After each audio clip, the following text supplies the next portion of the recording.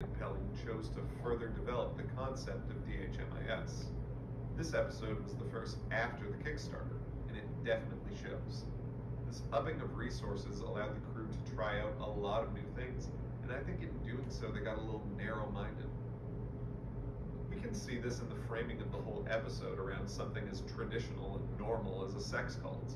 And that might be a weird thing to say, but choosing a deranged sex cult that teaches the exact wrong lesson about love just feels like too normal a threat for the Don't Hug Me, I'm Scared crew to go up against.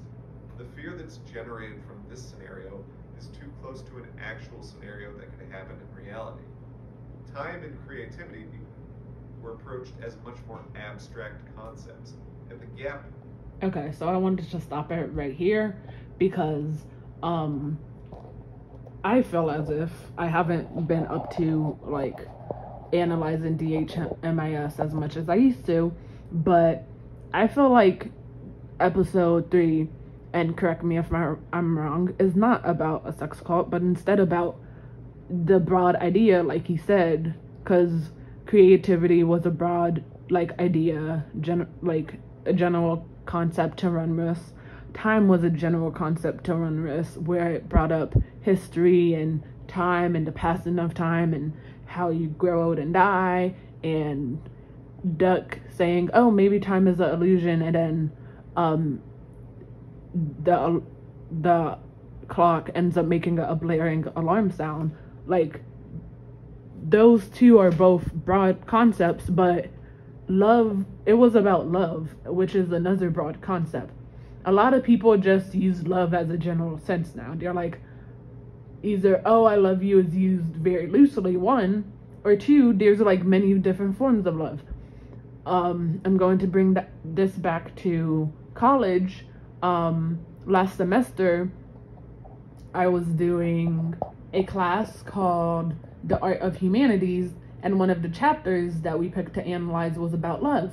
And there's different forms of love. There's love for your friends, love for your family, love for, like, I ended up asking my stepmom, like, love for your coworkers or love for your community. And she was like, I would never say I love you to my coworkers, but if you are in a good, like, job for a while, or even in a good community for a while, then you would love those people and care about them and care about what happens to them. But of course you don't love them the same way that you love your mom, your dad, your spouse, even like spousal love, like husband, wife, partner isn't the same as parental love, and parental love isn't the same as loving your friends, like someone, like a kid loving their friend, or even a grown-up loving, I don't know. But the thing is that, like grown-up loving, or the difference between love, lust, familiar love, physical love, lust, like even the definitions of like agape and eros, and just that love is a broad thing.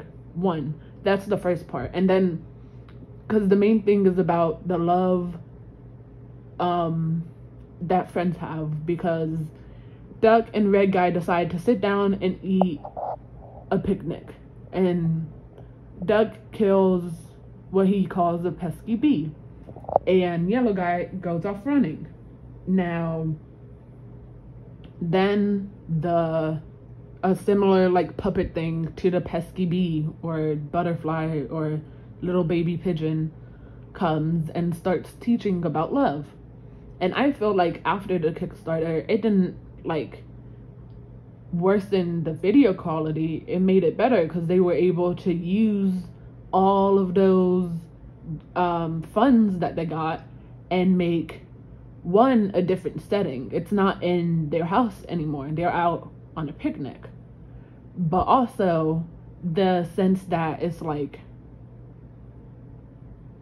just taking in nature and taking in, like, in the house, I don't feel like they could have done the same thing. It would have been hard for one, for Yellow Guy to run away, but two, it makes it a thing into, yeah, you could interpret it as a cult.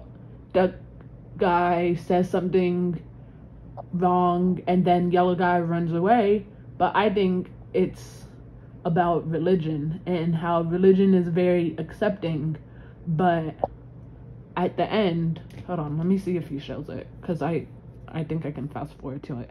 But at the end, yellow guy has to end up changing himself to fit in with the religion. He has to change his name, clean his brain, forget about everything he ever knew.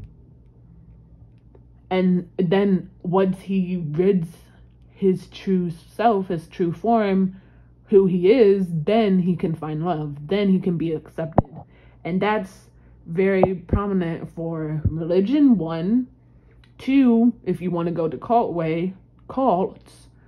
Or just 3, in some groups or in like relationships. There's abusive relationships where you have to change yourself for the person, or like you're pressured to, or you have to feel like you have to change yourself for a person. But even for with friends, because all my life I haven't been the most popular, but if I wanted to be with the other people and hang out with them, I had to change who I was and how I dressed and how I acted and where I went and if I hung out with them.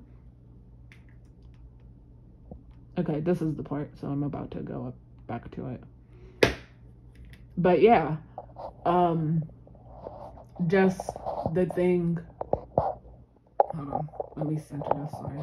But just the thing of, if you want someone to love you and you have to change yourself, then that really isn't love.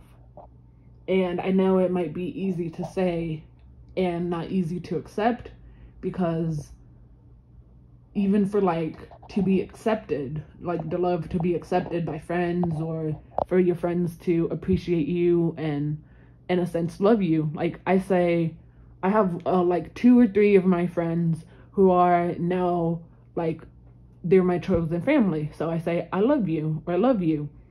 But I don't have the same love like that with even my biological family, because there's things that I let slide, I let go with my biological family, because I'm like, that's just how they are, or I'm supposed to love them.